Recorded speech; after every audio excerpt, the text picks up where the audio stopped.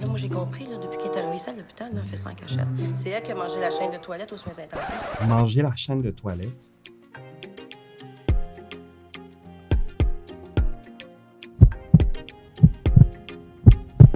Vous connaissez l'émission médicale de l'heure au Québec. Oui, je vous parle de stats. Je suis pharmacien. Aujourd'hui, je vais réagir et analyser certains extraits de cette série télévisée. On y va. Bonjour, j'en aurais besoin pour 13 heures. Son âge et sa capacité de faire des enfants, ça n'a jamais entré en compte dans les délibérations. Le résultat donne l'impression. Quelqu'un qui reçoit des textes. Ah, excuse-moi, là, c'est juste que j'ai reçu un texto.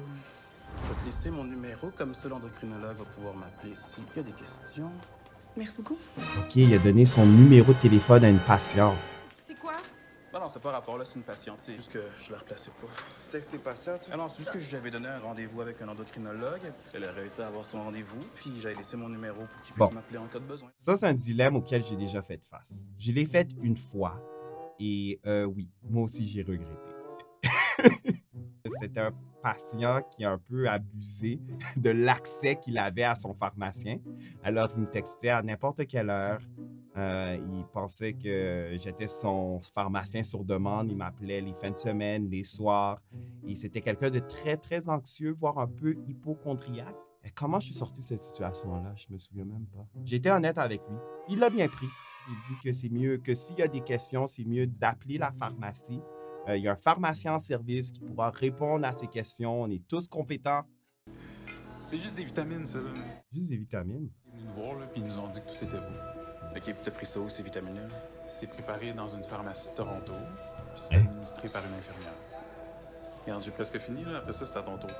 Gratis. Non, man. Je te dis pas que c'est pas correct, là. C'est juste que je vais passer mon tour pour ça. Ben, c'est toi qui vois, là.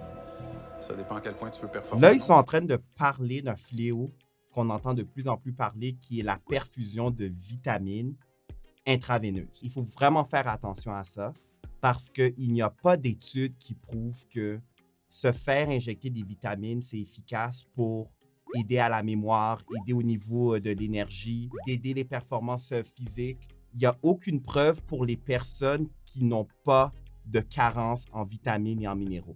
Et pour savoir si on a une carence en vitamines et minéraux, il faut consulter un médecin. Il a aussi mentionné qu'il a reçu ses injections dans une pharmacie. Je ne sais pas laquelle. Je ne connais pas beaucoup de pharmacies là, qui offrent des injections de vitamines et de minéraux dans des sachets à leurs patients. Vu que c'est des produits intraveineux, il faut que ça soit stérile. Ça n'a pas nécessairement été approuvé par Santé Canada. Je sais qu'en pharmacie, on offre beaucoup de vitamines orales et je me le fais souvent poser comme question par mes patients. « Oh, je me sens fatigué. Quel type de vitamine que je peux prendre? » Parfois, le problème, ce n'est pas au niveau de la vitamine. Important de consulter votre professionnel de la santé. Sa tête, elle n'est pas enceinte, là, mais là, moi, j'ai compris, là, depuis qu'elle est arrivée ici à l'hôpital, là, elle fait ça en cachette. C'est elle qui a mangé la chaîne de toilette aux soins intensifs. Manger la chaîne de toilette. Qui est brisé dans le couloir? Ben oui, c'est Ben elle. voyons donc, Ben la oui, chaîne regarde, de toilette. là, après l'opération, elle était confuse, là. Ben, déjà la médication, fait que moi, je parlais, mais elle m'écoutait pas pantoute, là. Tout ce qu'elle voyait, c'était ma pince à cheveux, là. Mais là, vous... Pince à cheveux. C'est sûr, parce qu'en voyant des plans pour qu'elle te mange 200 000 pièces de machine médicale. J'ai donné du Larazépam pour qu'elle se calme, là. Puis là, j'ai vu dans le dossier qu'elle était agitée cette nuit. Là, ils sont en train de parler d'une patiente qui souffre du syndrome de Pica. Alors, c'est un trouble psychiatrique de santé mentale. Il y en a qui vont manger de la terre. Alors, tout ce qui pourrait nuire à leur santé et qui n'est pas alimentaire. Elle a aussi mentionné qu'elle lui a donné du lorazépam pour se calmer. C'est un benzodiazépine. Et les benzodiazépines sont utilisées, oui, en tant que calmant, que ça soit à l'hôpital ou dans la communauté. On peut servir ça aussi en pharmacie communautaire. On va le donner aux gens, par exemple, qui souffrent de troubles de panique, alors qui font des crises d'anxiété, des crises de panique pour les calmer rapidement. Parfois, ça va être utilisé en insomnie, mais on évite le plus possible de le donner ou de limiter la dose le plus possible. Pourquoi? Parce que le danger avec ce médicament-là, c'est que ça peut jouer sur le cerveau. Alors, ralentir le cerveau, causer de la somnolence, diminuer la vigilance. Ça peut aussi causer des étourdissements, surtout chez la personne âgée. Et aussi, qu'est-ce qu'on ne veut pas, absolument qu'on veut éviter, c'est la dépendance. Parce que oui, il y a un potentiel de dépendance avec des médicaments comme des benzos. Ah, ça, c'est chambre 304. Parfait. C'est quel sujet? Non, je vais en parler avec son médecin. T'es smart. Non, mais je connais le cas. Tu peux m'en parler, même si je suis stagiaire. OK, t'as raison, ouais. En fait, j'ai reçu les résultats de son bilan toxico, puis il est positif aux antidépresseurs tricycliques. Les antidépresseurs tricycliques, ce sont des médicaments qu'on utilisait dans le temps pour traiter la dépression. Mais là, vu que c'est des médicaments qui causent beaucoup d'effets secondaires comme la somnolence, on les utilise plus pour des conditions autres que la dépression. On va souvent les voir dans le traitement de la douleur de type neuropathique. On va les voir parfois aussi pour la prévention de la migraine. OK, c'était pas dans son dossier médical, ça. Ben, c'est ça. Comme c'est pas présent dans son dossier, il faut avoir une bonne conversation avec lui pour comprendre ça sort d'où. Là. Je peux m'en occuper. Non, je vais pas stresser avec ça. Mais si tu veux faire le message à son médecin, ce serait apprécié. Non, mais je vais y en parler directement. Je veux dire, on va sauver du temps à tout le monde. Je suis là pour ça. Pourquoi on fait pas ça les deux, ensemble, finalement? C'est rare qu'on a l'occasion de travailler ensemble sur un dossier. Oui, mais t'as raison, je trouve. C'est moi ou c'est partout que les stagiaires, parfois, sont vus? C'est des professionnels de la santé, mais parfois, ils sont pas nécessairement respectés à leur juste valeur. Je me souviens quand j'étais stagiaire, j'allais voir un patient à la pharmacie ou même à l'hôpital parce que j'ai fait des stages à l'hôpital. À chaque fois que je leur disais que j'étais stagiaire, il y avait une certaine... Ah, OK, t'es pas un vrai pharmacien. OK, c'était un stagiaire. On m'offre un service de santé basse gamme parce que j'étais stagiaire. C'est un peu bizarre. Une chance que être stagiaire, c'est quelque chose de temporaire. Là. Une petite parenthèse. Mario, je vais être franc avec toi. On a reçu tes résultats toxicaux, puis on se pose des questions.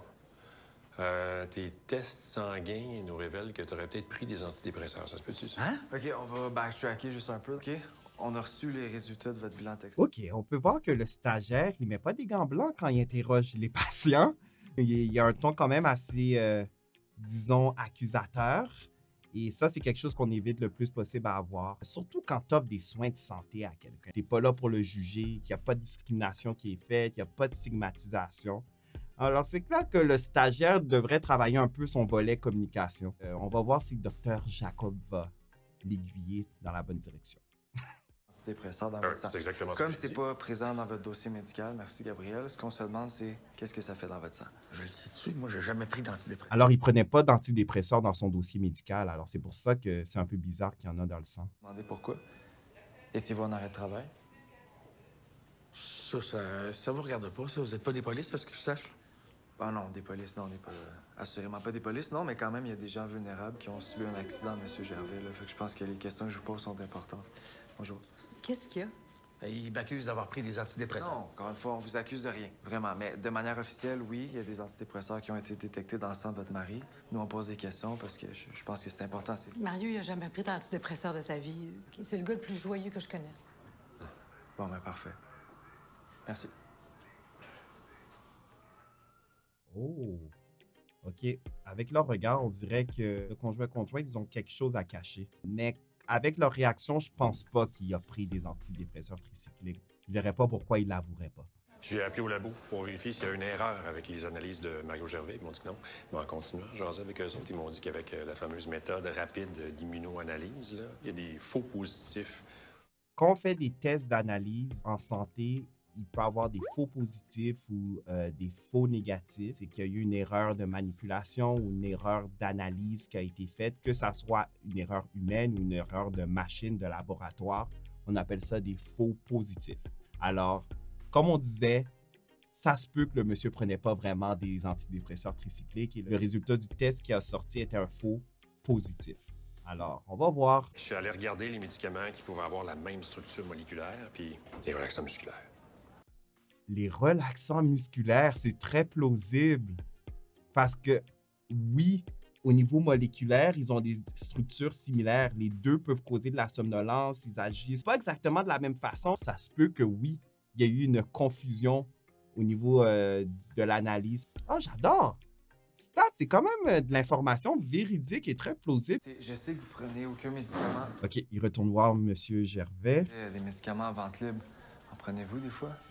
Ben oui, je prends des relaxants musculaires. OK. Oui! Souvent, quand on pose la question « Est-ce que vous prenez des médicaments? » Souvent, les gens ont tendance à penser seulement aux médicaments sous ordonnance. Ils ne pensent pas aux médicaments en vente libre. Et oui, les médicaments en vente libre sont des médicaments, alors il faut le mentionner si vous en prenez. J'aimerais mentionner aussi les produits de santé naturelle. On a souvent tendance à penser que c'est inoffensif, que ça ne cause pas d'effets secondaires. Mais non! Ça rentre en conflit avec d'autres médicaments, ça peut causer des effets secondaires. Il faut le mentionner si vous en prenez. Je nuancerais en disant que ça cause la somnolence, là. Fait que c'est sûr que c'est pas recommandé de conduire un véhicule après. Ouais, il prenait des relaxants musculaires en vente libre. Sentiez-vous fatigué en conduisant?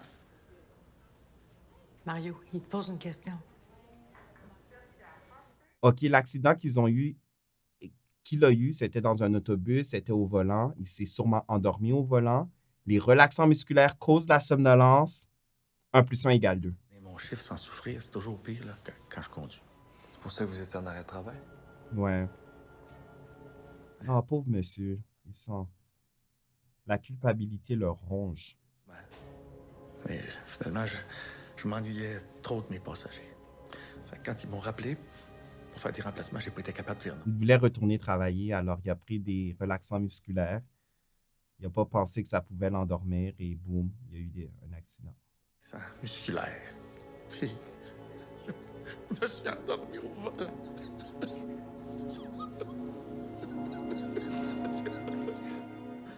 Il y a plusieurs médicaments qui causent la somnolence, que ça soit sous ordonnance ou en vente libre. C'est important de vous renseigner par rapport aux effets secondaires de ces médicaments-là.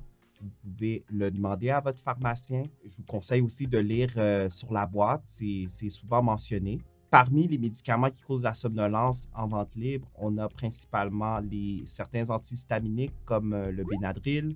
On a les relaxants musculaires. Je vais vous mettre une liste dans un tableau dans la description sous la vidéo. Alors, je vous invite à regarder cette liste-là parce qu'il peut avoir des conséquences graves, surtout lorsqu'on conduit ou lorsqu'il faut faire des activités qui demandent beaucoup de vigilance. C'est ma première vidéo de réaction à Stat. Alors, si vous avez aimé ça, laissez-le moi savoir dans les commentaires. S'il y a une émission de Stat ou une autre émission télévisée auquel vous voulez que je réagisse, laissez-moi savoir. Mettez-moi votre suggestion en bas. Tylenol ou Advil? Saro à la plage, sans hésitation. Saro à la plage? C'est sûr.